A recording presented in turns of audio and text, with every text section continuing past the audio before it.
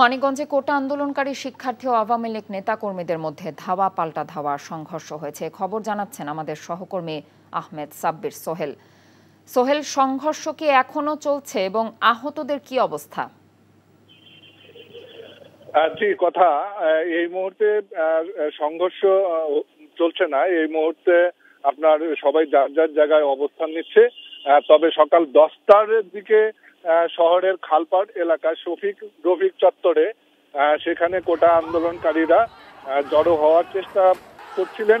সে সময় পাশে বিজয় মেলার মাঠে থাকা আওয়ামী লীগ এবং ছাত্রলীগ এর নেতৃবৃন্দরা জড়ো ছিলেন। তারা জানতে পেরে আসলে ওই খালপাড় এলাকায় তখন ধাওয়া শুরু করেন।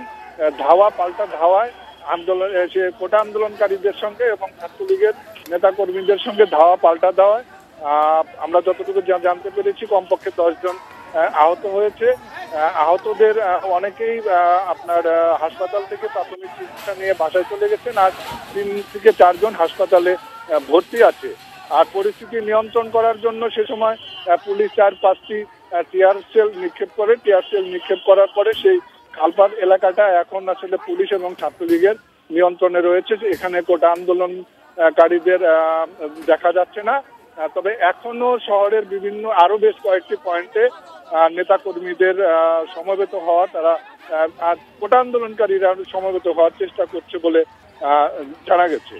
কথা মানিকগঞ্জ থেকে কমপ্লিট শাটডাউনের সংঘর্ষের খবর জানছিলাম।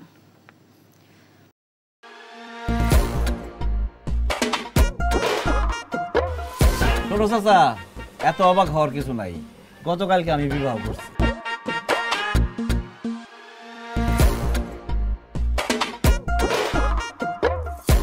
কিরে, বিয়া করে ফেলালি?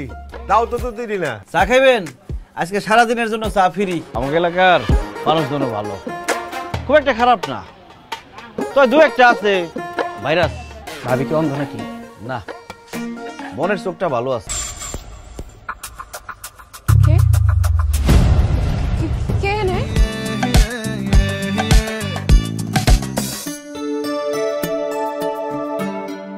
বিথি, আমি তোমার কথা দিতেছি, আমি তোমার সুন্দর দুনিয়া দেখাবো।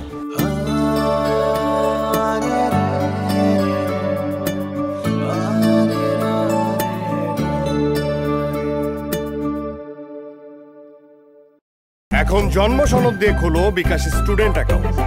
নিজের বিকাশ নিজে কর।